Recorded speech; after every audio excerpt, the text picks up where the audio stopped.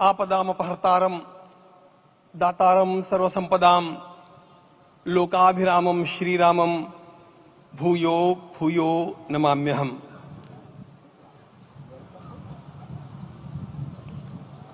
आज अंतःकरण अत्यंत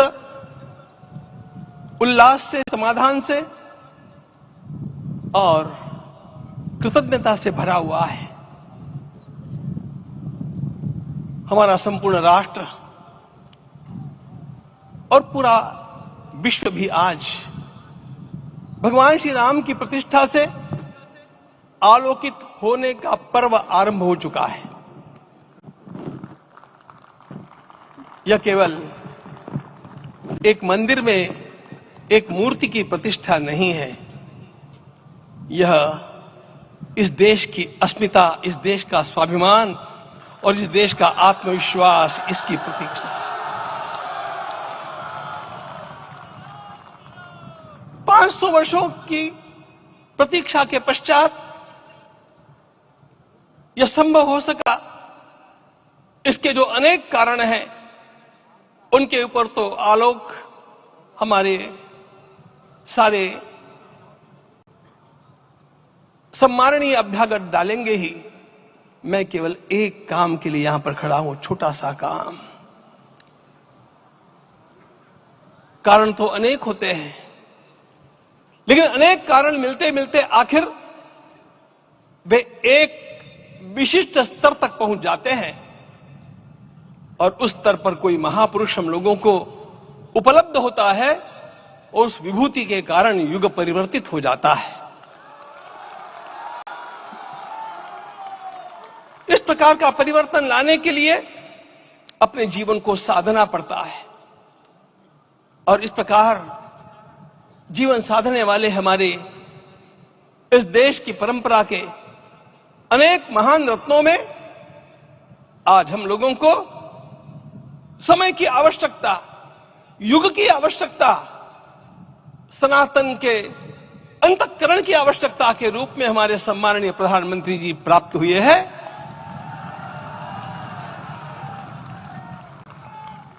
यह केवल इस देश का नहीं, यह संपूर्ण विश्व का सौभाग्य है कि आज एक ऐसा राजदर्शी हम लोगों को प्राप्त हुआ।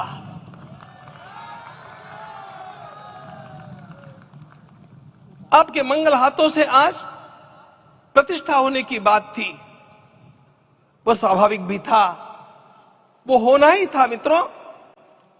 लेकिन मुझे इस बात का आश्चर्य हुआ जब मुझे लगभग 20 दिन पूर्व समाचार मिले कि माननीय प्रधानमंत्री जी को इस प्रतिष्ठा के लिए स्वयं अपने लिए क्या क्या अनुष्ठान करके सिद्ध करना चाहिए, स्वयं को उसकी नियमावली आप लिख करके भेजें।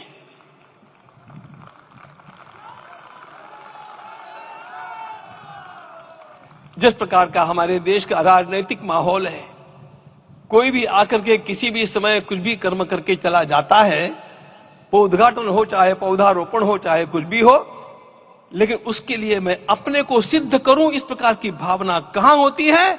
यदि किसी ने पूछा तो मैं कहूंगा कि यहां होती है। भगवान श्री राम की प्रतिष्ठा करनी है। भारतीय जीवनादर्शों के सर्वोच्च आदर्श भगवान श्री राम है और इन समस्त जीवनादर्शों की प्रतिष्ठा करने के समान ही यहां की प्रतिष्ठा रही है। इसलिए एक महान विभूति को ऐसे लगा कि मैं अपने को भी साधूं। मैं कर्मणा मनसा वाचा, कर्म से, मन से और वाणी से अपने को उसके लिए शुद्ध बनाऊं, सिद्ध बनाऊं, और उसका मार्ग तप ही है। भगवत गीता ने कहा, यज्ञ दान तप कर्म न त्याज्यम कार्यमेव तत्। तप से ही विशेष परिशुद्धि होती है। आज मुझे आपको बतलाने समय अंतःकरण गदगद होने की अनुभूति हो रही है। मैंने तो कहा था, हम लोगों ने महापुरुषों से परामर्श करके लिखा था, आपको केवल 3 दिन का उपवास करना है। आपने 11 दिन का संपूर्ण उपोषण किया। हमने 11 दिन एक भुक्त रहने के लिए कहा था, उन्होंने अन्न का ही त्याग कर दिया। महाभारत में कहा गया है अनशन यह सबसे बड़ा तप है, अनशन।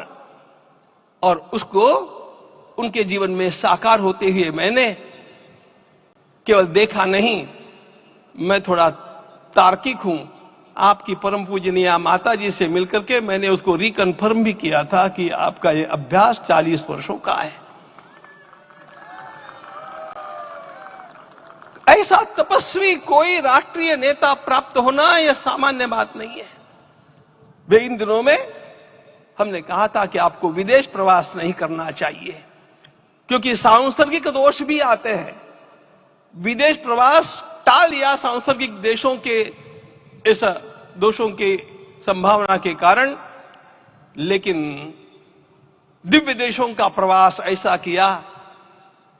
नासिक से आरंभ किया, गुरुवायूर गए, श्रीरंगम गए, रामेश्वरम गए। इन सारे स्थानों पर जाकर के वहां के परमाणुओं को लेकर के और पूरी भारत माता के हर कोनों में जाकर के मानो वे निमंत्रण दे रहे थे कि आइए दिव्य आत्माओं, अयोध्या पधारिए और हमारे राष्ट्र को महान बनाने के लिए आशीर्वाद दीजिए।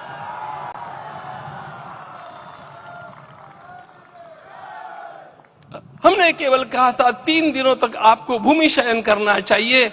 11 दिनों से आप भूमि शयन कर रहे हैं। इस कड़कड़ाती ठंड में इस प्रकार का शयन करना, मित्रों, ब्रह्मा जी ने सृष्टि को निर्माण किया। उस समय उन्होंने एक शब्द को सुना था। भारत की संस्कृति का सबसे मूल शब्द है तप, तप इति। हमारे पूज्य गुरुदेव के गुरुदेव परम गुरु कहा करते थे, कांची के परमाचार्य जी महाराज, तपश्चर। मैं जब भी उनसे मिलता था वे कहते थे तपश्चर। आज तप की कमी हो गई है और उस तप को हमने साकार आप में देखा। मुझे इस परंपरा को देखते हुए केवल एक राजा याद आता है जिसमें यह सब कुछ था, और उस राजा का नाम छत्रपति शिवाजी महाराज। छत्रपति शिवाजी महाराज। मित्रों, लोगों को पता नहीं है शायद,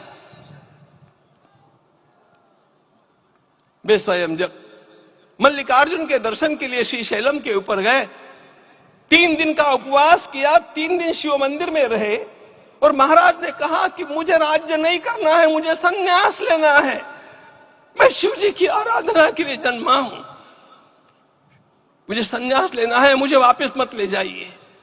इतिहास का वो बड़ा विलक्षण प्रसंग है। उस प्रसंग में उनके सारे ज्येष्ठ मंत्रियों ने उनको समझाया और लौटा करके लाया कि यह भी आपका कार्य भगवत सेवा ही है। आज हम लोगों को उसी प्रकार के एक महापुरुष ऐसे प्राप्त हुए हैं जिसको भगवती जगदम्बा ने स्वयं हिमालय से लौटा करके भेज दिया कि जाओ भारत माता की सेवा करो। तुम्हें भारत माता की सेवा करनी है। मैं अपने को कभी श्रद्धा रखने के बारे में भावुक नहीं पाता हूं, लेकिन कुछ स्थान ऐसे होते हैं जहां पर आदर के साथ अपना मस्तक अपने आप झुक जाता है। ऐसा एक स्थान हम लोगों को उच्च पदस्थ इस राजर्षि ने जब दिखाया तो मुझे छत्रपति शिवाजी महाराज के गुरु समर्थ रामदास स्वामी महाराज की याद आ गई। उन्होंने शिवाजी का वर्णन किया, निश्चयाचा महामेरु, निश्चयाचा महामेरु, बहुत जनासी आधारू, अखंड स्थितिता निर्धारू, श्रीमंत योगी, श्रीमंत योगी, श्रीमंत योगी। हम लोगों को आज एक श्रीमंत योगी प्राप्त हुआ। आज मैं यहां पर केवल इसलिए खड़ा हूं कि इतने तपस्या के पश्चात इन सारे महात्माओं की अनुमति लेकर के और उनके आशीर्वाद लेकर के उनका यह तप पूर्ण करने के लिए, उसकी सांगता के लिए उनको चरणामृत दिया जा रहा है। आप सबकी सहमति हो तो आप सब लोग ओंकार का घोष करके मुझे सहमति दें।